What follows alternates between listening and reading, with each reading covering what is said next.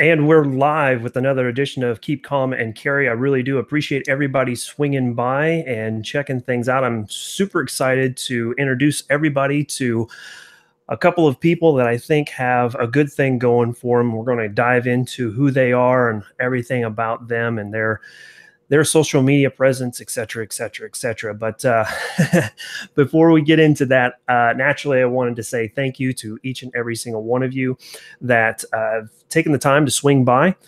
I also wanted to say real quick, for all of you veterans out there, thank you so much for your service on this Memorial Day. I'd want to kind of dedicate this to those people who have gone out and served our country, and especially to those people who have not come home. So thank you for your service, and please remember those who have fallen today. So let's get into it. Naturally, welcome to Fit and Fire. I appreciate everybody swinging by as usual. I see that people are starting to populate in the chat room, so I'll get to you guys here in just a second. If you're new to the channel and this is your first chat with me, feel free to drop any questions into the live feed, and we'll get to them as we go along.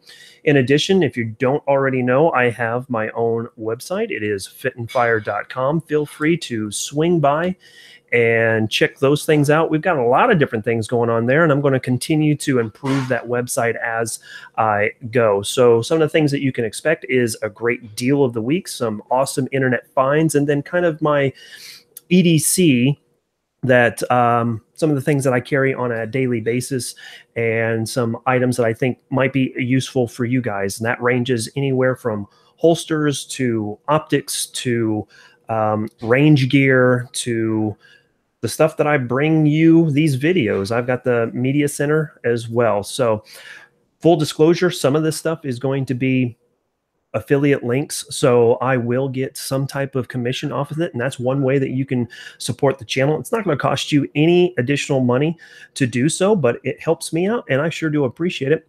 In addition, I also have Patreon. If you guys are interested in supporting the channel that way, I would most appreciate it. Naturally, I don't expect anyone to do it, but if you decide to do so, that means so much. Next week, I'm going to give a shout out to all those people who are on the Patreon page to say thank you. And one of the things that I've started to do is some sneak peeks. If you saw my last video, I've got a new something from Daniel Defense. If you're on Patreon, you already saw what it was. So I'm super excited to get that out to the range and test it. And if you want to be part of the Patreon, you can see exactly what's going on with that. So real quick, let's get in over to the chat room and say hi to everybody. Naturally, the Grim Reaper, always good to see you. Thank you so much, bro. I appreciate it. BR549, hee-haw, sir. Good to see you. Show me your war face. Yeah, right. I love that movie. Alaskan Ballistics. You guys, I tell you, you guys are always a staple. Arsenal 616, good to see you. Appreciated that post on the whole 1911, carry, that little bubble chart you did. That was pretty hilarious. Jeff Nelson, good to see you as well. Grilling and Gun Podcasts. Yeah, you can't beat it. Can't beat it.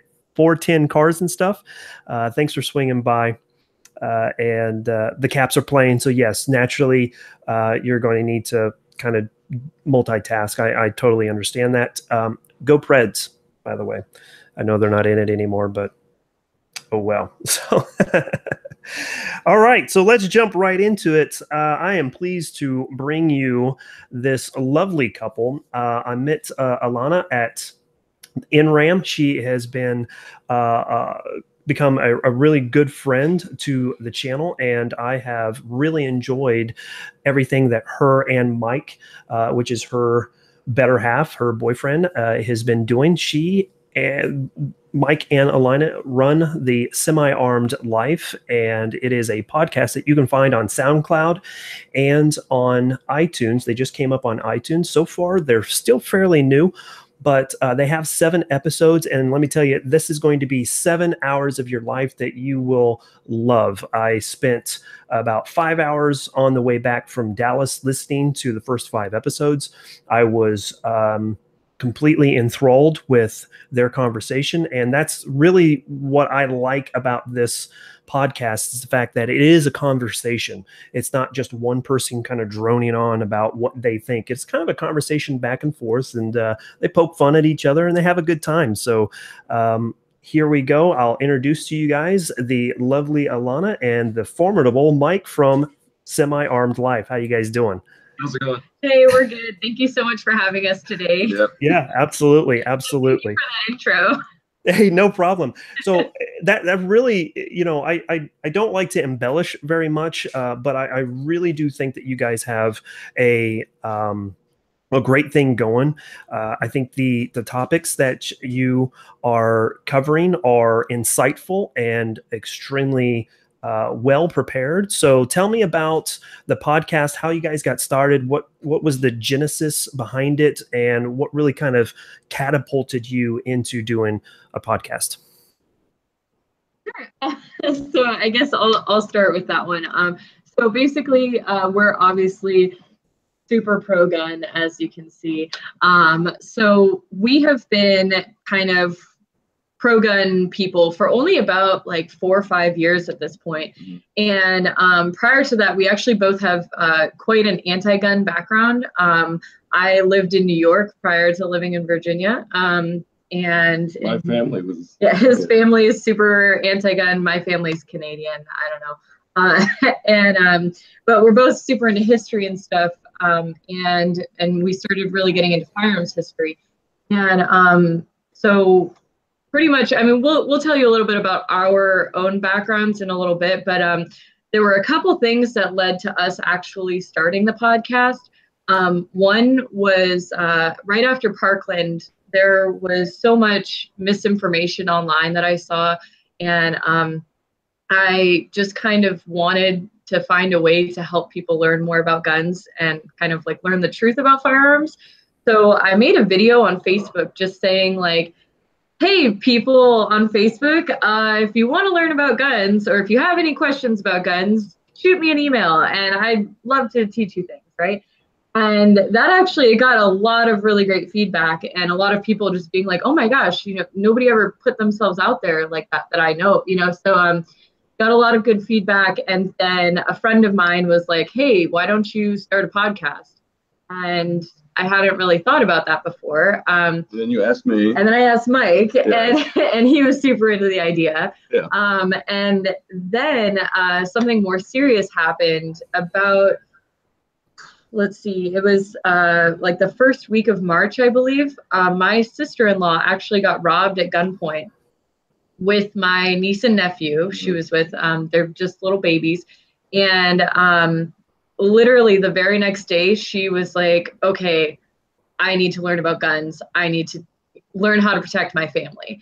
And so I started giving her a ton of information. And that's when we were like, okay, you know what? Like more people need this stuff. So, you know, we want to try to appeal to beginners, novice, kind of that level. And when we started, it was kind of for a local effect. We wanted to kind of teach people that we knew, you know, like listen to our podcast. You know, we'll teach you something. You know, we can give you an idea of, you know, either our side or our side of the story, because most of the people that we know, you know, they're not really into guns. You know, so tried to kind of bridge the gap there, try to throw in some humor. You know. Outstanding. Yeah. And you guys do throw in a lot of humor, especially with Mike's multitude of personalities. His you're a bit schizophrenic. Is my understanding? Is that right? Only on podcasts. Okay. I get in the mood. Yeah. So if you guys don't already know, Mike has a number of different voices that he will go through on each one of the podcasts, which makes it a lot of fun. It just makes it fun. Mixes it up. It does. It really does. Get a glance into what my life is like with this guy. I do a lot of voices. I do a lot of So right out of the gate, everybody is loving the wall, the freedom wall, as I'm saying it. And they're saying that's an understatement. So real quick, just tell me what you guys got going on behind you. All right, I figured this. Romanian Draco, her BCM build has what, JP and Geisley? Yeah, JP. It's like my super pimped out build that I did. It's very nice. Romanian Paratrooper.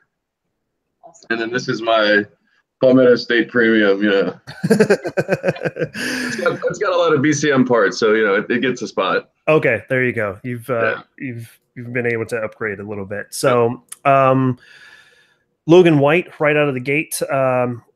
I will get to your question here in just a second. It's kind of going to be a follow-on to my next question, which is, you know, do you guys concealed carry? And if you do, what is your typical everyday carry?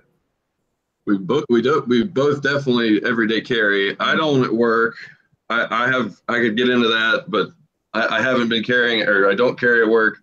Every day though, I carry a 26 with a crappy clip. I take it on and off. That's part of the reason I like it. Recently though, I've had issues with my seatbelt knocking it off. So you know, thinking about a new holster, but I carry 26 stippled by yours truly. Yeah. And that's every day. I usually carry HSTs. And I have my Glock 42.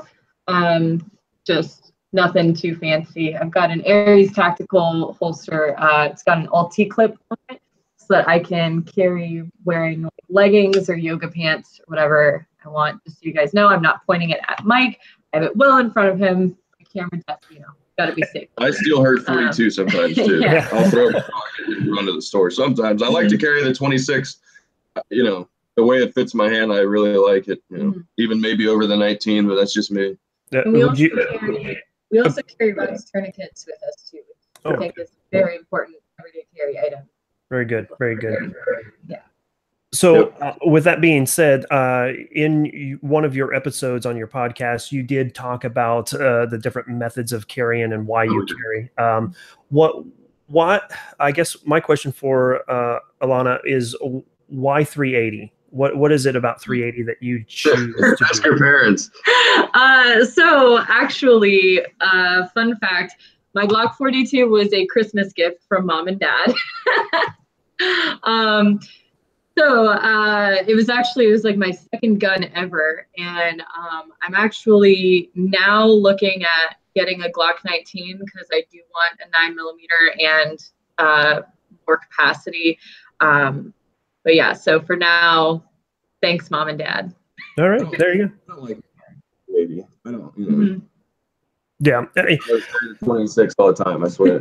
Yeah, and there's nothing wrong with a 380 if that's something that you feel comfortable shooting. I think that's just fine. You know, I've seen people get into pissing contests about, you know, 45 before 9mm and so on and so forth. But one of the end-all comments that I've seen about that argument is, okay, well, I carry a 380. If you don't think it's good enough, then why don't we go outside? I'll shoot you twice in the chest, and then when you get up, then you're feel free to shoot me with your 44 Magnum. So exactly. If you look at the foot pounds, I mean, that's what you gotta look at. They're all about the same. The 380 is a little bit low, but they're all. So. That is just a joke. I would never say that to anyone. I just want to put that out there. I've heard other people say that, but I'm trying to interdict a little bit of humor. Right. So, no, that's good. Logan White wanted to know, do you guys think that Canada should have concealed and open carry? And he's also offering that to everyone in the chat room as well. Yeah. Yes. So I'd love to comment on that. Actually, so Canada is dealing with a lot of crap right now with their firearms laws. I think it's like C-71 is a new bill that is that's been introduced in Canada, because I actually keep up with Canadian firearms laws as well, because my mom being Canadian and all. So I think that everyone, everywhere, should be free to do whatever they want with their property, and guns being property, they should be able to carry. Maybe we would go to Canada if we could. I still go to Canada, but I can't carry it. I will not. So, nope. Yeah, he doesn't travel. I wouldn't mind seeing Canada just to see Canada. Matter of fact, I would love to be able to get up to like Saskatchewan and hunt up there. But it's it's not for everybody. I totally understand that. So, yeah, I hear it's beautiful depending on where you go. But the things that they've got going on with their government and how they want to be completely inclusive is causing major issues. So, and that's a discussion that we can spend hours on. But to talk about inclusion, Alana, my question to you is, why do you hate German women? Oh, no, just one specific German woman. You sure she was German? That's a good question. I'm positive she was German. That was definitely a German accent. So for anybody who doesn't know that's tuning in, a couple weeks ago I traveled to Dallas for the NRA annual meetings, and some German lady at American Airlines would not she wouldn't accept my locks that I had on my Plano case that I was carrying my firearm in. And even though I took American Airlines to get to Dallas, no problem with my locks going down there. And then as I'm trying to come home, she was like, no, we can't accept this. And it's a big thing. It's a big thing. I had to Uber to a Home Depot to buy new locks, missed my flight. It was that woman. My understanding is that she had the world's smallest hands. Is that correct? Yes. So so I can't do German voices. Maybe. I can't. But she basically, I told her to like get her supervisor. I became very obnoxious about it. I was like, go get your supervisor. This isn't okay. And she told her supervisor that she could fit her whole hand into my case, which was not true at all. And yeah, it opened by about this much, because basically my locks were like too large on the case. It opened like a centimeter, and she told her supervisor that she could fit her whole hand in. And I was like, go ahead, try it. Take my gun. You can't do it. It was not a good day. It was, yeah, I can imagine. I would have been furious. Yes. So I had to wait till midnight till she got home that night. Oh yeah, right. So that's good. So Alana, I know that you've traveled to SHOT Show. You've been to NRAM.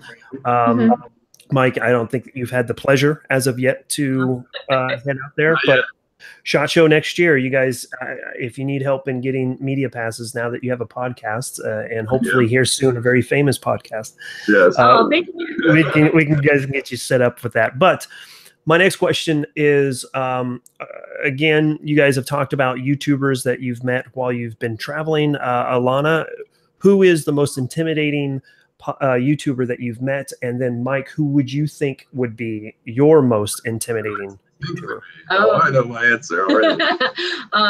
Well, first I feel I gotta correct you, man. You're always getting my name wrong. It's Alana, like banana. Remember, I taught you. But anyway, look, lady, this is my show. I will say it however I want. Elena. Alana. We know her. Anyway, so okay, so most intimidating celebrity. So in the gun industry, because outside of the gun industry, I met the rapper Rick Ross, and he was terrifying. But within the gun industry, James Yeager, hands down. Oh my gosh, I was like, it's mostly because I was so nervous, because I love James Yeager and I watch his videos all the time. But he's just a really like scary dude, you know, super, super friendly and everything. But oh man, I got super nervous talking to him. I think I have the same answer. I'm terrified of that guy. I've probably said some things, you know, I don't know what he's probably going to hurt me or something. So probably that guy. We actually, on episode 6 of our podcast, we talked about who would win in a cage fight, James Yeager or Mac. And Mike took Mac. I took Mac. And I basically said, like, sleep with one eye open, because James Yeager is coming for you. Yes. And that's actually, you know, Mike does have a pretty good opinion on why Tim may have a slight advantage with his reach. You know, he's a tall dude, so you know. Get him early. Right. Right on. So let's move over to the chat room real quick. I see that we have a few more people jumping in with Jose D and Jeff Nelson, WW Clay 86. And let's see who else we got in here. Yeah, that pretty much covers it. Logan White, thanks for swinging by as well. Logan is a fellow Canuck, by the way. He's welcome, Logan. Thank you for coming in. This is America. Yeah, he's from Prince Edward Island, Island. Down. Yeah. That's West Coast, isn't it? Mm. I have no idea. Oh, no, I'm thinking of St. John's. Yeah, I think it is West Coast. Yep. I will allow Mr. White, or do you just go by Logan? Is it like a Wolverine thing? Anyway, I'll let you correct us on our geography. Drew, Drew is finally in the chat room. East Coast, he says. Logan White says East Coast. So, my mom's gonna be so disappointed. You don't know your geography? I can't believe it. What a bunch of hosers, eh? So, that's the best Canadian accent. I'll just say sorry. So right before the podcast, I had to run and grab something that I thought would please the both of you very much. I don't think that you'll be necessarily happy with the specific choice that I made, but I did want to show you guys that I'm more than just a Glock and AR guy. So, oh snap. Here it is. Oh, look at you. Yeah. So I thought that you guys might enjoy that. That was one of our questions. I was going to interrogate you. I was like, why has there never been an AK on your channel, bro? I've watched every video now. No AK, Yeah. So there has been a small, like maybe a 2-second clip of this AK operating. I just haven't gotten to the point of doing it. Nice. Hey man, that's not, it's, out of the ones they sell, that's out of the ones the American brands sell, that what is it, a C39 V2? That's correct. Yep. That is their best one, Yeah. I think. Yeah. No, I'm saying out of the ones they make. That they make. Right. I think it's good. Yeah, I was always kind of brought up from my dad that the milled receivers were a lot better than the stamped ones. That's just my understanding. I know very little about AKs except that you use this to operate it, I guess. I don't know. Yes. That's what I was going to say. It's good that you got one just to get the mechanics of it. It's very muscle memory. And once you get the muscle memory down, they're all the same. But that rock and lock, the magazine, that's part of the reason I love AKs. I like that click. Yes, yeah. So and then it looks super cool when you're doing the mag change and you're flipping one out, like straight up Call of Duty and everything. So as long as you're open to admit that it might not be your last AK. Oh no. Okay, This is going to be the first. I need to get. I'd like to get a stamped version, and I listened to you guys' podcast, and you kind of broke down the list of ones that I should be looking for. So I appreciated that. But again, help though, let us know. We'll be happy to. I'm a big fan of the imports. Yeah. It's not, that's my taste. Yeah. I would love to get my hands on a Russian AK, but I know that's it's probably not going to happen too soon. Like the Vepers? Yes. The Vepers now, those things are going like, literally got the Vepr maybe like 5 or 6 months before it got banned from import. Yep. We were so lucky. Yeah, and now they're pushing $1,300, I think, right? And this isn't the FM, the one with the square back. If I wait 5 to 10 years, who knows? That thing could be, guns could be outlawed. Who knows? But I'm just, it could be worth a lot. Mm-hmm. Yeah. So that, kind of bleeds into my next question. So AR or AK, and then once you guys get done answering that, what caliber between those two? Okay. All right. Do you want me to answer? Do you want our answer? What do you want? You go ahead. Okay. Individually. Okay. Me personally, I like AKs. They're just simpler, bigger parts. I love the rock and lock. I don't mind the AR mag change, but to me, I love the rock and lock. I've just gotten so used to that. If I was going to recommend a gun to somebody, I would tell them to get an AR-15 because this is America. So, okay. Yes. With that being said, you love AKs, so is it 7.62 by 39 or is it 5.45? Yes. I don't have any experience with the 5.45. I have, that's a whole nother system. I got 30 some mags of 7.62. I don't want to have to like get another whole batch of mags. So touche. And then smaller stuff, I use the AR. Right on. What about ARs? What caliber are you like? Do you like the pistol calibers 5.56, 300 blackout, 5 or 4.58 SOCOM? What do you think? I don't have much experience with anything outside of 5.56. I just know that that's what it was designed for. That's what I try to stick to. You know, if I had 10 ARs, you know, probably 3 of them would be 300 blackout. You know, right. I don't know. Finally, last question on this topic for Mike. That is anyway. Sorry. Go ahead. Would it be carbine length gas tube or mid length? Mid. I definitely prefer mid length. Just that's a mid length. This is a mid length.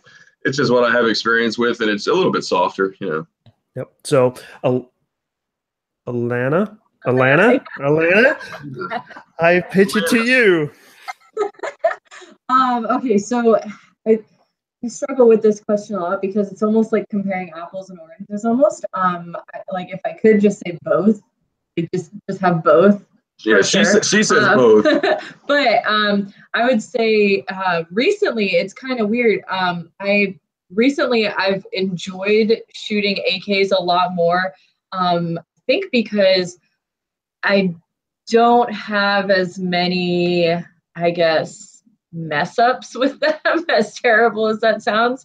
Like for example, so on my AR here, I had an extended bolt release, and I used to drop mags all the time with that thing because like my trigger finger would hit it just because it was like a stupid extra long part that I thought would be cool, but then it was terrible. I think with ARs, it's almost easy to like fall into this trap of buying all this extra crap that you don't need. With AKs, it's like you just keep it simple. It's not going to mess up. You're not going to mess up with it. I don't know. So I like manipulating them a lot better or a lot more. And in terms of caliber, I mean, I shoot 5.56 a lot better because it's more manageable. I'm not as strong as Mike, but I still prefer like the power of the 7.62. More fun. More fun. A little more buck. Goes bang, you know. A little more buck in the shoulder. Yeah. That adds to it. And I will say in terms of calibers too, by the way, I do not ever want to own a 300 blackout rifle AR because specifically, and this is like probably just like a biased thing, but it's the only gun I've ever seen blow up in someone's hands, like personally. They put the wrong ammo in it. Yeah, because like they had a 300 blackout and a 5.56 AR, and they accidentally put the 300 blackout into the 5.56. Boom. Yep. That'll do it. So that's like my number one fear is like, I mean, I hope that I wouldn't make that mistake ever, but you never know. Yeah. So let me tell you, you got a whole bunch of people in the chat room just going back and forth now on all of this. So by all means, keep on throwing it right through there. I'm loving the fact that everybody in the chat room is being so active on this one. If you guys haven't already, please hit the like button and show us some love. Send some good questions in if you'd like. We'll go ahead and answer those as well. I see that a lot of people don't love the 300 blackout. I don't have much experience with it. I've shot my very first one with the CMMG Banshee, and that was an SPR. That was a lot of fun, but it's a little different. It's kind of like 7.62 by 39, but not the same. So it's, I don't know, the ergonomics of an AR with that type of caliber just seems a little bit different than the AK, just from my experience. So let's see. You run cans, right? Say again. You run 300 blackout with a can, right? I do have one. I mean, that's perfect for that. Like if we had suppressor silencers, you know, we'd probably have 300. I maybe wouldn't. She probably wouldn't, but I probably would. I can see its use there. Yep. The great thing I liked about the idea behind 300 Blackout is you can get subsonic munitions. You put a can on it. It really helps with a home gun or in and around, say, maybe a range or something like that. If you had like a ranch, it makes it a little bit more enjoyable to shoot, especially for first-time shooters. Might be a little bit too strong for them, but you know, if you prepare them for a bit of recoil, I think they should be okay. So let's see. Oh, hey, I've got another great guest here, Gigi, LFGGG. That's a mouthful, but he wants to know, what is your opinion on the Norinco AK-47s as were available back in the 80s? What do you guys think about the Norincos? I want if you see one. Yep. No matter what type of it. To me, if it's made by Norinco, and it's a rifle, buy it. Is that right? Yeah, absolutely. I mean, I'm trying to think of a better brand. You know, maybe Russian guns might be better, but Chinese are revered, especially if it's a milled. Those things, those are tanks. They're almost equivalent of what the Viet Cong had in Vietnam. That's a pretty bold statement. You know, I know that Chinese AKs are pretty decent, but to hear someone, you know, blatantly come out and say, if it's a Norinco and you can get it, buy it. That's pretty cool. That's how I feel. I saw a Norinco Hunter for like $650 somewhere, and if I had $650, I would buy it and do something with it. Just because it might just be because we're part collectors, and it's anything that's banned, we're just kind of like. We want it if it's banned. Yeah, anything banned, we're kind of like, yeah. Totally. Great guns though. Right on. So one question I'm going to kind of throw a little bit of a curveball here, just real quick for the both of you. Sure. Is what is your let's see how best to say this. What is your, if I had all the money in the world gun, what would it be? Minigun. Okay. Yeah, there you go. You can be just like Gronkowski, right? Yes. Oh God. No, I put it in a Jeep. Okay. So let's tone it back a little bit. All right. Type 56. The full auto. Okay, cool. And Madam? I would say one of Annie Oakley's personal like Winchester lever action guns. Oh, hands down. Yeah, because those things, I mean, just because they belong to her, they're insanely expensive. And I just think that she is like the coolest gunslinger in the history of the world. So yeah. Mine was a Norinco, by the way. Yeah. The Type 56 is a Norinco, by the way. So to the guy that asked about Norincos, there you go. That's Mike's like dream gun. Right on. So 410 Cars and Stuff says I have a Chinese SKS and it's great. And I will say that was my introduction to the 7.62 by 39. A buddy of mine, in fact, my old boss when I worked down in Wichita, he had a SKS with a 30 round. It was milled out so they could put a 30 round magazine into it, and that was a lot of fun. So. Yeah. Logan White says that the Ruger 1022 would be his favorite gun, and I think, Madam, you have some experience with that. I do, yeah. I can grab that one too. We got one right over there. They're great. They're perfect. Yeah, that was actually my very first gun. I bought that on my 21st birthday. Right on. That's a great way to get into it. I probably should have done that with my son, but I did do it with my daughter. So I have a Ruger 1022 that is basically hers. So she loves to have fun with that. So, okay. Curveball question number 2, Mike, when are you going to crap or get off the pot and put a ring on this lady's finger? I had a feeling that was the curveball question. I don't know what the protocol is on when you're like, sometime in the year, maybe. It's sometime in this calendar year. Right. Okay. The calendar. Oh. Sometime in this year, maybe. All right. All right. Well, I was always told that it had to be done within 90 days. So if it hasn't happened yet. 90 days from what? From meeting? No, from the first date. Yeah, from the first date. Oh my gosh. Oh. What are you waiting for? I'm a late blossomer. I'm just giving you guys late bloomer. I knew that was the question. Oh, well. No, I'm sorry. I just got to give you guys a bunch of crap because I hear you. That's okay. I hear your dynamic on your podcast, and it's hilarious because I can tell that you guys that wedding bells are in the future for you guys. So and You're so in love. I just love weddings, man. I'm so into weddings. God. We literally hate weddings. You drag me to a wedding. We want a 2-hour wedding, and then it's over. No, I'm just kidding. No, I'm sorry. I would tell you that you guys don't go overboard with the wedding part, but have a blast at the reception. Make sure it's open bar, have karaoke. Trust me, with my family, it would definitely be open bar. Mine too. Yeah. Yes. All right, back to guns. Okay, yes. Let's Let's get back to guns. So, Oh, geez. so one of the things that you guys do great on your podcast is you really dive into the politics, you dive into the history of certain gun legislation. And as we stand now, how do you guys feel about the 2A community? What is some of your most frustrating things about the 2A community, and how can we grow to be stronger and better?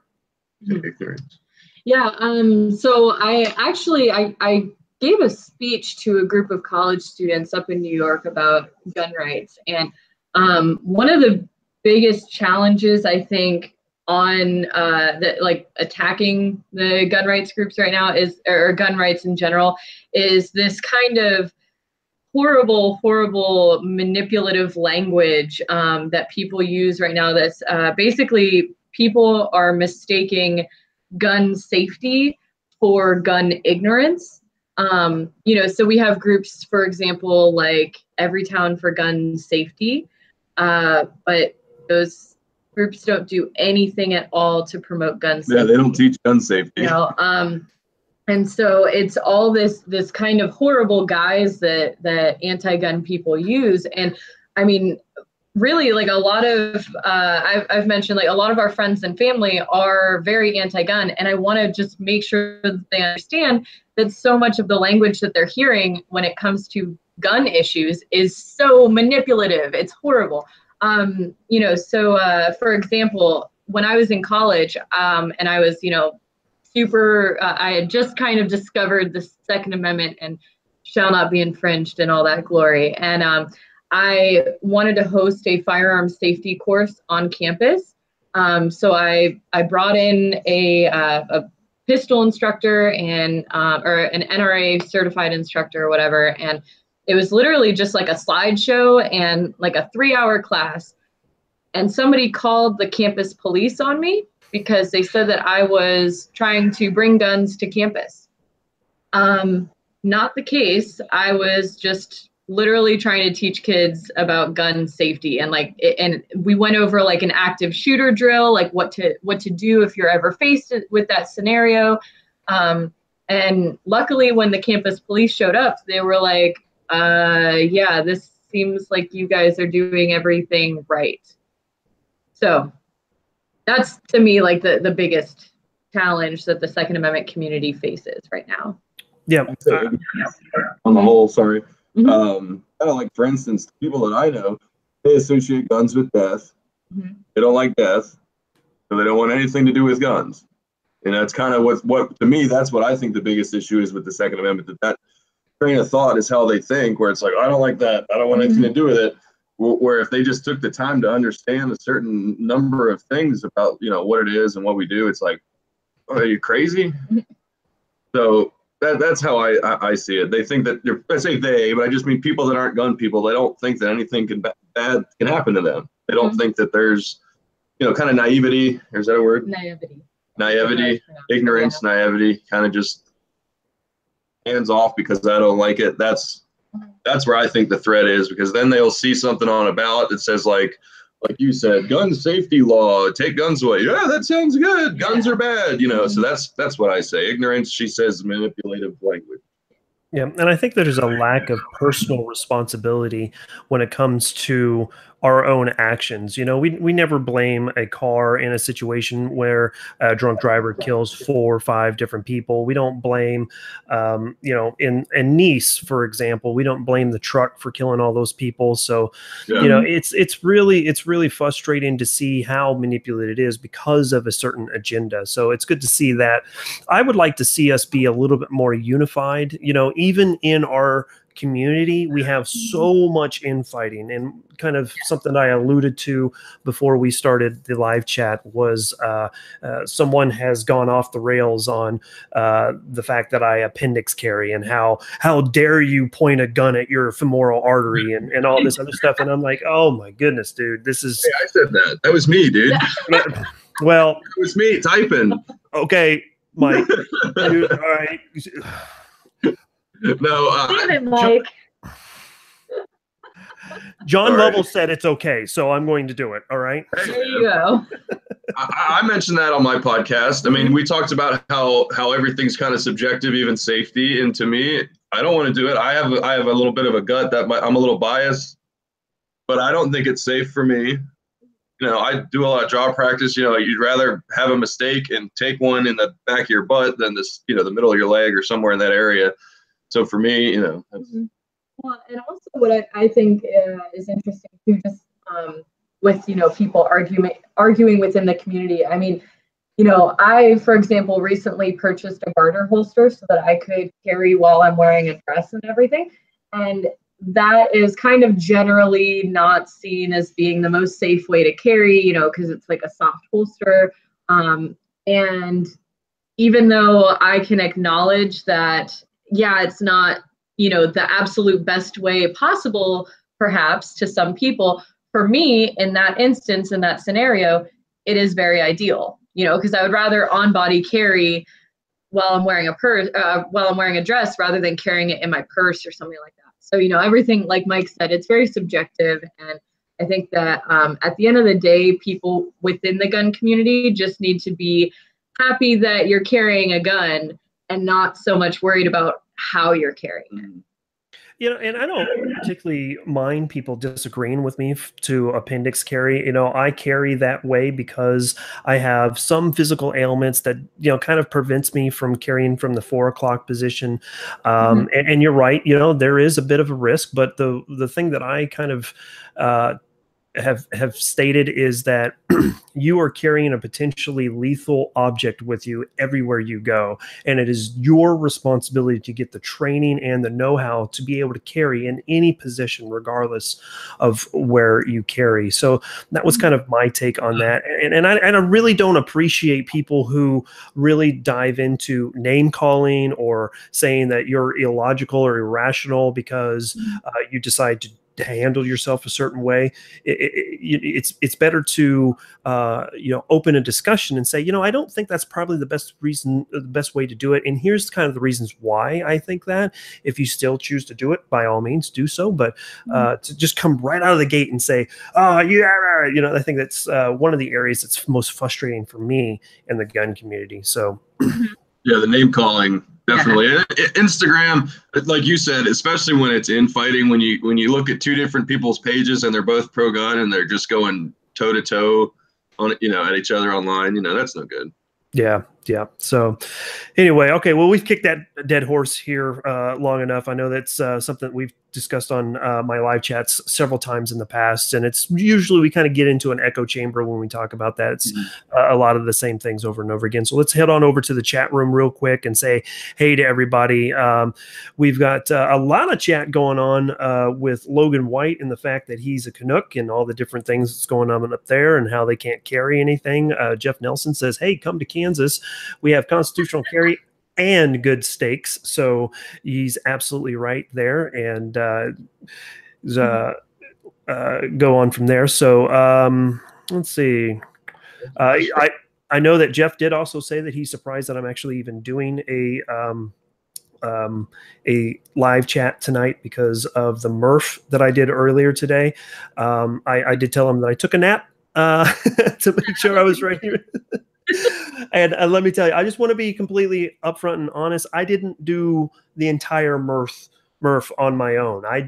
We broke it up in a team. There was 3 of us, so right now there's no way I could do a Murph on my own. So let's see. 410 Cars and Stuff says Tommy gun or BAR would be his favorite rifle to own. GGLFGGG says that the Norinco that he is aware of had 3 mags, a blade bayonet, and a cleaning kit. All of that with a drum mag together. I believe I know which one he's talking about, but let's see what else we got going on here. Kansas Log Dog has jumped in, so it's good to see you. Great for swinging by. He's a big supporter of me over on let's see here. What else we got going on here? WD Clay 86 said, I think that's at Logan White. Why did you guys pick up the Sig 540 rifle debacle? I'm not sure what he's going on there, but I'll let you guys handle that one in the chat room. So Drew wanted to know if we had covered your guys' EDC. I told him yes, it's a Glock 42 and a Glock 46. I'll let you guys figure out who's whose, but I just wanted to share something with everybody. This is my new EDC. I covered it in my summer EDC video. It is unloaded for everybody, but I am carrying the G2 Research Talos rounds, which are frangible rounds, which is pretty awesome. And of course, naturally, if you guys didn't already know, this is the Sig P365. I know there's a lot of controversy with this pistol, just like the P320. The Military Arms channel just came out with a video talking about some of the issues with this particular pistol, and I just wanted to throw it over to Mike. Why do you hate Sig so much? All right. Okay, let me first clarify. I love my 226. That's about it. So my big thing with them is they released a lot of these great guns, these almost dream guns, you know, like the MCX, the 320, the P365, these guns that seem perfect. They just seem well made, good design, good everything. But I don't think that they're putting in the time and the money that goes into testing these guns on a scale that needs to be done. Like, if you look at how long it took the AR as a platform to progress and become reliable, if you think about the AK, you got to think of how many communists got killed trying to make a good AK, you know, what goes into it. The 226 had military trials. Glocks have gone through military trials. Most of their guns have not been adopted by a military, other than the 320. Mm-hmm. And that had issues of its own. The recalls, you know, I mean, that's really the biggest thing, is that they're releasing guns and then they're immediately recalling things on them. So it's like they need to put the time in and the effort in, because people's lives depend on these guns. I mean, that's how it is. Yeah, and that's some great comments. I actually asked Tim from the Military Arms channel on his P365 video if he thought that SIG was actually using the U.S. consumer base as their R&D, or are they just rushing it to the market and not really putting into it? One of the things that came out of that discussion, that comment has blown up on his channel. I don't know how many replies. I saw it. Yeah. It's got tons of replies. But one of the things that I took away from that was the fact that the CEO of SIG is the former CEO of who? I don't recall right off the top of my head. Is it Remington or Ruger? Bad company, probably. Some company that's not doing great now. Yeah, I think it was another struggling company. Yeah. I think it was like Remington or maybe Ruger. I'm not 100% sure, but if it was Remington, God help them. Yeah. So I'd have to go back and take a look at that and see what they have to say about that. Arsenal 616 says that he honestly thinks that the P365 is worse than the P320 issue, but that's just me as a P320 owner. And the P320 realistically only had one issue that I know of, and that was the trigger issue. Is that correct? Yeah, the drop issue, I believe. Yeah, exactly. So far, the 365 has had some issues with the barrel that they had to do a recall for. They've got, from my understanding, they have MIM strikers and that is those are breaking after 500, 600, 700, 800 rounds. Mac had a problem with his trigger. The trigger spring or the connector spring broke, and so they've got some issues. Hopefully they can get that figured out and see what's going on with that. I do just want to add about SIG though is that even though we're not particularly happy with their firearms recently, we do own a few of their optics. I think that their optics are solid, and I've had the opportunity to shoot a lot of their suppressors. And John Hollister, he heads up the SIG suppressor division, and I think that they do a phenomenal job in that department. Well, they make good stuff. They make very good stuff. I'm not going to take that away from them. Mm-hmm. I just think that some of these designs, like you're saying, they're using us as R&D. I have kind of a question for you. I don't even know if this would be legal or how they put out guns, but why don't they think about selling a new design with an X prefix and then sell it as an R&D gun and then exchange it after they have the results with good guns and then sell a good gun? Why don't they just do that? They would save money. People would buy them, I'm sure. Yeah, and I think that's something to really take to SIG, because you don't necessarily have to sell it to the U.S. consumer base. My day job in logistics, I have to sit in a number of meetings for new product introductions that we do. Mm-hmm. And one of the things that we do is we send product to dealers for them to test. And it's a very lengthy system that we run through. It can be 6, 9, 12, 18 months of testing and getting millions upon millions of cycles through these products that we build. So that's not something that is too far out reaching that SIG could do. They could, make a run of say 100 different guns. They could send them out to, respected individuals. It doesn't have to be the YouTube community, but it can be individuals like, say Tim. He does great work. They could send him over to Such and IV8888. He could do a meltdown. They could send it to a number of different people to do some testing. Yeah. Right. I'm sure you'd take it. I wouldn't say no to. I don't look a gift horse in the mouth. Actually, I don't look at any horses in the mouth. It's just the thing. So. I have a question. I have a real question. Oh, absolutely. Go ahead. What, obviously, we don't, nothing bad to happen. And this is just totally hypothetical. What if you have a dead trigger? If you had using your P365, what if your trigger goes dead if you got into an altercation tomorrow? So can you sue them? Possibly, who knows?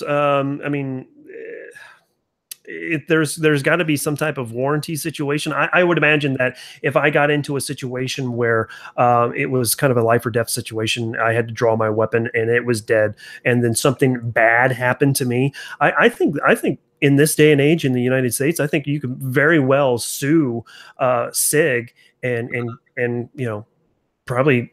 At least my family could. In Europe, they have proofing houses. The government. I know the government. They have the government proof every gun to make sure it works. We don't have anything like that. I'm not suggesting that, but I'm just saying. That other countries have their government go through and basically proof their guns. It could be totally unrelated, but. I think mainly what the main problem is the fact that your communist shirt is bleeding into your head. I think that's what really. Hey, this guy's National Guard U.S. sniper. No, I love Robski. Yeah, no, I love everything about him. other than that government-made gun and this government-made gun, and maybe another one or two. Yeah. But that's what's important. Well, no, I think didn't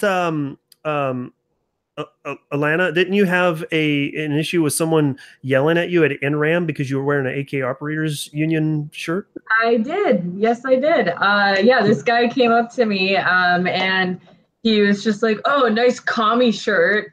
I was just like, okay, excuse me. And hey, that's another thing that, as far as earlier when we were talking about the Second Amendment community kind of fighting within each other, I was at the NRA annual meetings.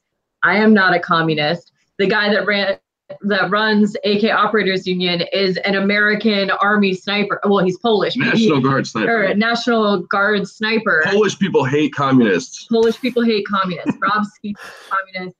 We hate communists. Most of them. No, all of them. What? You're right. We hate all of them. No, you should. But yeah, so this guy comes up and he just starts yelling at me about my commie shirt. And I'm like, and then I started to just kind of ask him about like why he didn't like AKs. And he was like, American made. And I was like, okay, well, then you're limiting your options. But I don't know. She did well. She said, you guys, or, American guns don't have cold hammer forged barrels. And then he was like, you don't need that. The American AKs. Yeah. That's one of the big reasons that I prefer imports is that they all have cold hammer forged machine gun barrels. Yeah. So, yeah. Well, I tell you, you bring up Sig, and the again the chat room just goes a buzz and everything. I've got people talking about how they have, and I know specifically this pistol. I've actually held this in my hand that they have a 1914 production U.S. Navy Colt 1911 that works better than the new Sigs. So I believe it. Maybe some new springs. Yeah. So, but there was actually a question I wanted to get to from one of the listeners, and this is something that kind of can cause a little bit of controversy back and forth here. Where to go? Logan White again asking if anyone have an under the arm / over the shoulder holster that you use. What's your thoughts on shoulder holsters? Andrews Leather. Is that a company? Andrews? He was on Hank Strange showing him how to make leather holsters. That guy is legit. With shoulder holsters, I'm pretty sure to get the gun out, you got to flag a part of your body. That's my only issue with him. But if whatever, if you want a shoulder holster, that's awesome. As long as you carry. Yeah, I would say another company that I trust in the kind of leather holster business is Galco. Galco, yeah. I actually, about 2 years ago, maybe, I got to tour their facility in Phoenix, Arizona. That's where my mom and dad live. And they really, really, really pay attention to like quality control and like they're very detail oriented. I was really impressed by their entire setup that they've got there. Right on. So the idea of shoulder holster is nothing new to me. I completely agree that you can't really draw that weapon without flagging part of yourself. But again, that kind of goes into the argument with a inside the waistband appendix carry. As long as you keep your finger off the trigger, you train for that. I think it's okay. Put your arms straight up. Yes. That's good. That's pretty good. Yes. There you go. So you're really, I think that was good. Yeah, she's funny. She is funny. I'm telling you. I'm not the only one. I think if somebody is like attacking you, that in itself might freak them out because they're like, "What is this guy doing?" Yeah. So anyway, let's move on. I mean, we're approaching an hour here. If you guys are willing to stick around for a few more minutes, we can kind of get to some of these last questions. Interview you. Yeah, we got some questions. Oh, goody. So if you'd like, we can forego the rest of the ones I got, and I can turn it over to you guys. Okay. Yeah. Up to you. No, yeah, that's fine. Not very active, so we'll just pass the next.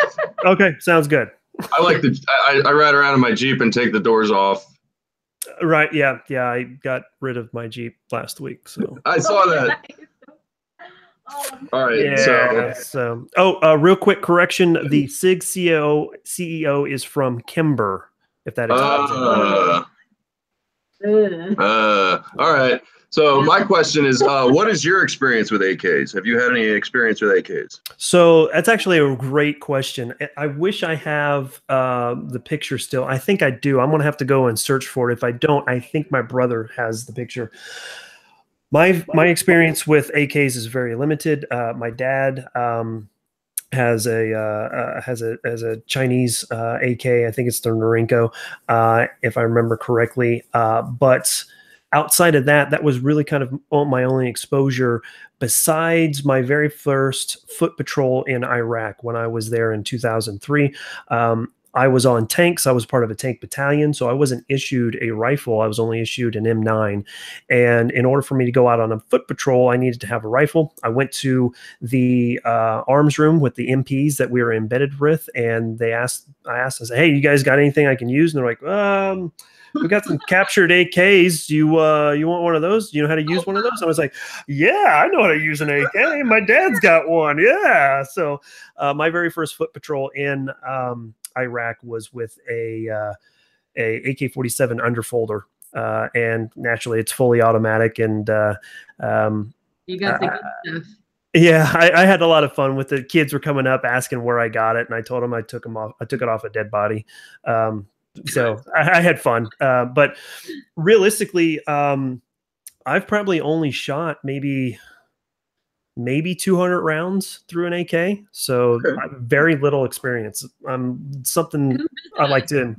Shooting. Absolutely. We'll do that. Yeah, you probably got land.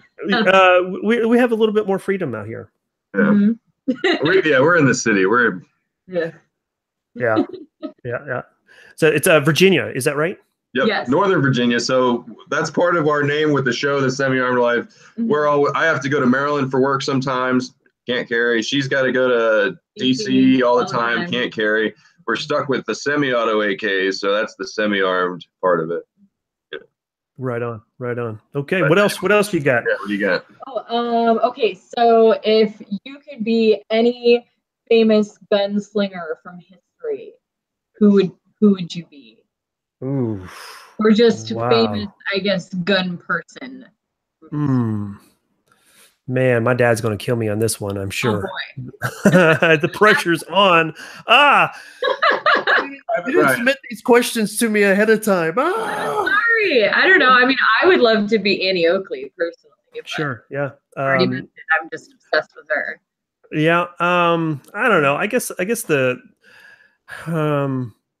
cliche answer would be Doc Holliday, because there's just so much. There's so much nostalgia and, all this mystery behind him and if he was really that good. Yeah, that's a solid answer. Yeah. Wyatt Earp, yeah, that would be me, maybe, Realistically, though, I'm sorry, I don't mean to, but if I had to think about it a little bit more deeply, this is going to be kind of this. I don't know if this will be on the fringes, but I would really love to be like maybe Audie Murphy, and live through everything that he went through with his experiences in World War II and just his amazing story. Yeah. So. Yeah. All right. My turn for the next question. This is a curveball. I think it'll be an easy question. We got our own curveballs. All right. Is it frowned upon to run an enemy over with your tank? According to General Patton, the answer is no. Okay, good. Yes, it wasn't just a no. Good. Okay. Yes, because I have to clarify, because according to General Patton, you would want to grease the track with the bodies of your enemy. Yeah. Oh God. Crush your enemies. Yes. Yes. I'm super into tank history. Okay, I got some tank questions. One more tank question, at least for now. What's the protocol if you got a combatant on top of the tank? Do you open the hatch, or you risk the grenade in there? Like, what do you do? So it depends. There's a couple different scenarios that you could be looking at. If you're within your tank platoon, if you've got your wingman, which you should always have a wingman with you, you just tell your wingman to scratch your back. Right. So scratching your back would be your wing tank would fire his coaxial machine gun to get those guys off of you. Typically, if you're going to be in a situation where there's infantry that are running around, you're going to be buttoned up. So all of your hatches are going to be closed. Even if your tank commander's hatch is in its overprotective state, which is not completely closed, it's kind of cracked, you're not going to be able to get a grenade inside there. So it's just it's kind of situational dependent on what you're going to do. Now, I will tell you that my dad and I just watched a documentary on the Frozen Chosen, the battle for the Chosen Reservoir in Korea. And I do know that there has been a lot of tank guys who fought in Korea. And when I was in Korea in 2002, it was a scary thought to be sitting there on top of your tank, wide open in the dark at night, while you've got enemy combatants all around you trying to kill you. So, you know what? You leave me alone. Go make some cookies or something. I thought you were serious. Oh my god! I got some feedback from some audience members in the household telling me to stop saying so much. So, I thought you had like a flashback. I didn't notice it, so you're good. All right, now, she's probably got another question. Okay, so what is next on your list for guns to buy? Oh, I guess the C30. Yeah. All right, You're always buying new guns, man. Yeah, I know. Well, one of the great things is I've got Daniel Defense supporting me, so I've got a new gun from them. I am trying to sell one of my ARs right now, and that's actually kind of free up some cash for some optics. I'm looking at trying to upgrade my ARs that I do have. One of my favorites right now is the Aero Precision M4E1, which is super nice, and I'll have a video on that here coming up pretty soon. That's my newest AR. I'm hoping to get an MRO on that, and then also an RMR for my Glock. So I should have my Glock upgraded and back next weekend. So I'm super excited about that. Jaeger works? No, hold on one second. Yes, ma'am. You can let him know that if you were serious, this would be the last live talk thingy that you do ever. Okay. All right. Thanks. Appreciate the commentary. Why? Oh no,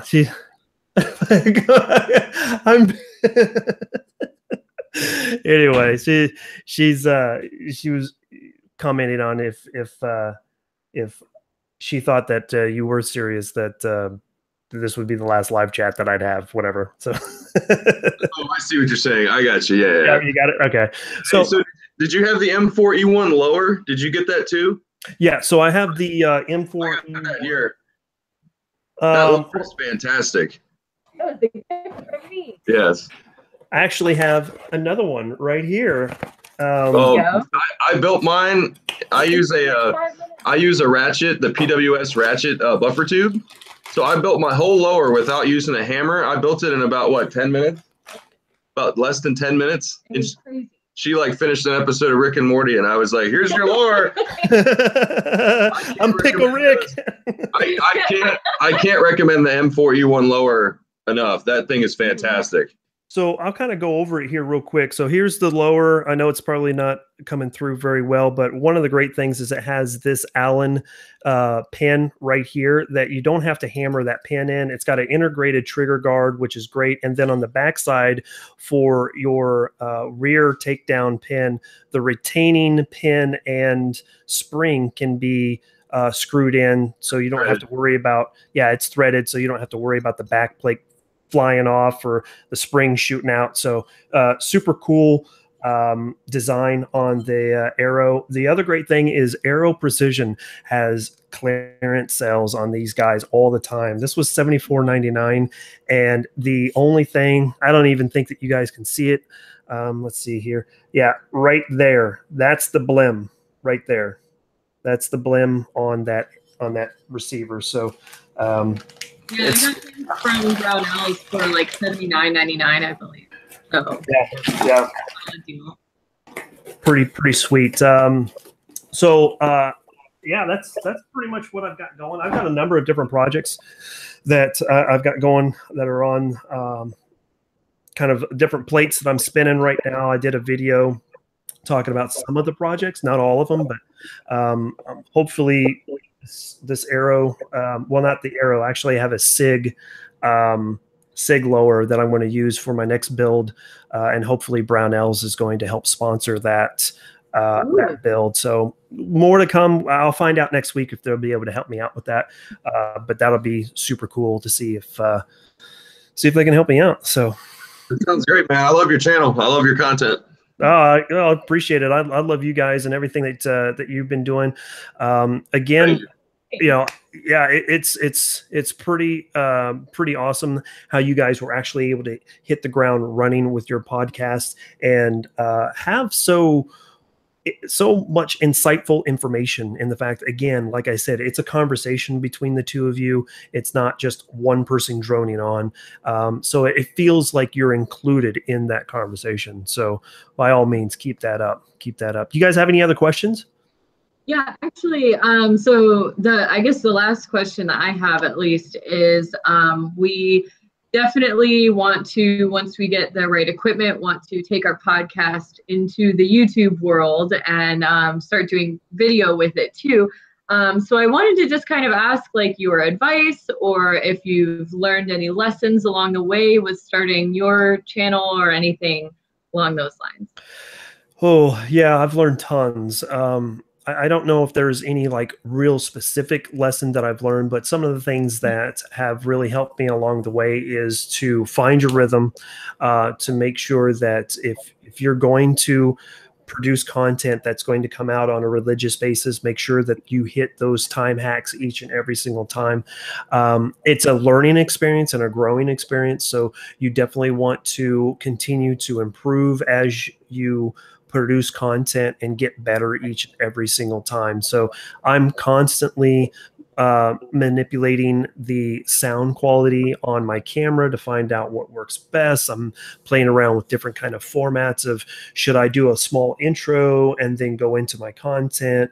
And, you know, just those small little tweaks to find out what works, what gets people most excited for what's going on. I think from what I hear, you guys have started working in some editing on your podcast, which is great. Right. You've adjusted the sound quality a little bit, so that's been really cool. And so far, just these 7 episodes that you have, I can see a progression of you guys improving. So just keep going. That's really what it boils down to, is just keep going. That's what I told her. I said, we just can't stop. We can take a break. You know, we just can't stop releasing content, you know?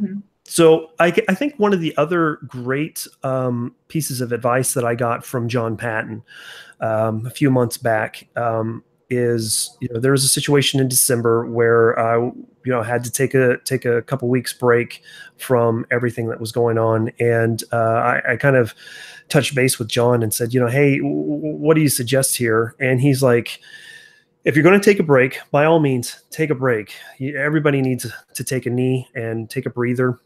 But before you do take that break, really drive things hard and produce a lot of content. So when you are on vacation or just need to take a step back, you still have content that's still rolling out.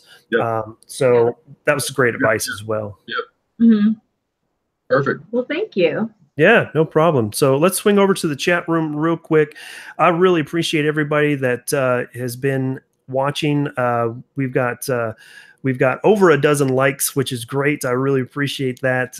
You guys are always wonderful. The live chat was off the chain tonight. You guys were just back and forth all night. That was really, really exciting. BR549 wanted to know, full semi-auto AK, question mark? Know it. Oh, hell yeah. Bang, bang, bang, bang, bang, bang, bang, bang, bang. You got to make sure that you have the chicken wing out when you do it, though, right? Full semi-auto. So look out. There you go. Right. So, hey, look, here, look, we're Twinkies, right? We're Twinkies. We got the, there we go. All right. 90s. Is it 90s? Is that a 90s thing? I feel like it is. Well, if it was pure 90s, it would be chicken wing out from the hip. So yes. Awesome. So anyway, we'll go ahead and start wrapping this up as I can get this train back onto the rails. But you guys, thanks so much for swinging by. We've got a lot of people in the chat room that are staples to the Fit and Fire community, and I really do appreciate it. Drew, BR549, Kansas Law Dog, I know that you're kind of new to the chats, but you've been on my Instagram feed, and I really do appreciate the support there. 410 Cars and Stuff, Logan White, the Grim Reaper, GG, LFG, GG. Thanks so much. I appreciate all of your support as well.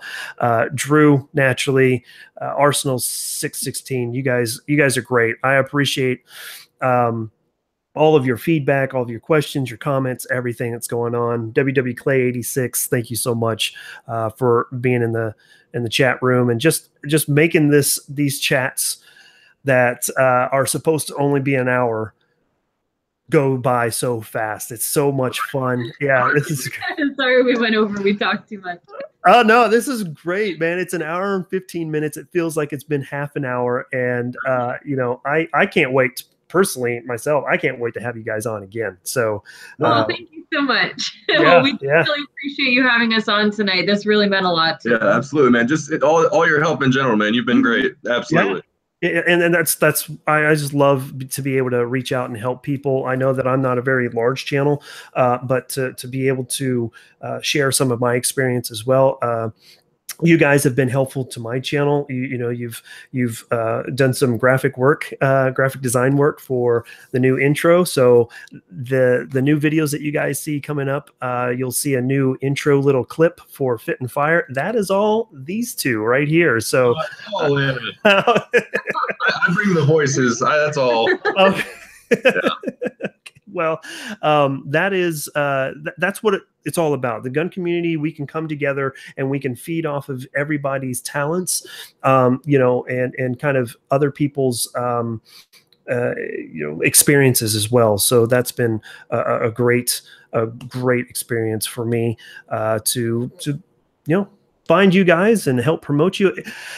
If you guys have any questions on where to find these two wonderful people, it is the Semi-Armed Life on SoundCloud and iTunes. They just got pulled up on iTunes here in the last couple of weeks, so that's been pretty exciting. I listen to a lot of stuff on a lot of the podcasts that I listen to, whether it be Louder with Crowder or the Ben Shapiro Show, Joe Rogan, or the Semi-Armed Life. That's the 4 heavy hitters that I have on my I can show it to you too on my phone if you want. When we made the show, we literally, both of my parents said, "Why don't you do a 30-minute show?" And we're like, "No, this is for when you got to go on a long drive and you need something to kind of make it go quicker." So. Absolutely. So that's our closing statement. You got a drive coming up. Listen to us. Check us out. So let me just turn it over to you guys for the last word. What else do you guys wanted to say to get out to everybody? Social media stuff. Where can we find you? Sure. You can find us on Instagram at Semi-Armed Life, or on Facebook. Just look for the Semi-Armed Life. That's pretty much it. And then SoundCloud and iTunes. If I can just put out a PSA real quick, because Logan White was super adamant about talking about Canada, and I actually I have it written down on our whiteboard of ideas that I want to talk about Canadian gun laws at some point. So I hope that Logan will tune in to that episode at some point, just so everybody knows. And I also think that it's really important for American gun owners to get involved with Canadian gun groups, because we got to spread the freedom up there. So that's all I'll say about that. Yeah, and we just want to thank our listeners so far. Yeah, thank you so much. Yeah. Been great. Well, hopefully some of our listeners here, our watchers on Fit and Fire, will go and find you. I highly encourage you guys. Like I said a couple of weeks ago, this gets my stamp of approval. We love that when you say that. So again, I can't say enough about these two. They're just a startup podcast, but it's great, hitting the ground running. You guys are doing great work, and I just wanted to be able to have you on the show and help promote you guys. You've been great. You've been great. So thank you. Yeah, let's go ahead and finally wrap this up. Again, thank you so much for swinging by, all you guys You guys are cracking me up. Freaking the Arsenal 616 talking about the chicken wing is the AKA the Rick Grimes. So that's pretty funny. Oh my goodness. You guys are nuts. Oh my goodness. So anyway, let's wrap it up. Again, you can find me on all the usual spots on social media, whether it be Facebook, Instagram, Twitter, or of course, naturally here on the YouTubes. Check out fitandfire.com. You can find a whole bunch of great stuff there. If you're interested in becoming a Patreon member, you can find me at patreon.com/fitandfire. It has been a great night. I'm going to have the two of them back on here soon once they get a few more episodes out and rolling. Hopefully, maybe we'll call it maybe at the end of summer. We'll have you guys back and see how your summer went. That would be a lot of fun. So that's really all I got this time. Thanks so much. I know it's an hour and 20 minutes long, but I really appreciate you guys hanging in there and having a lot of fun tonight. So with that, that's all I got. Again, thanks, y'all. Keep calm and carry. See you later.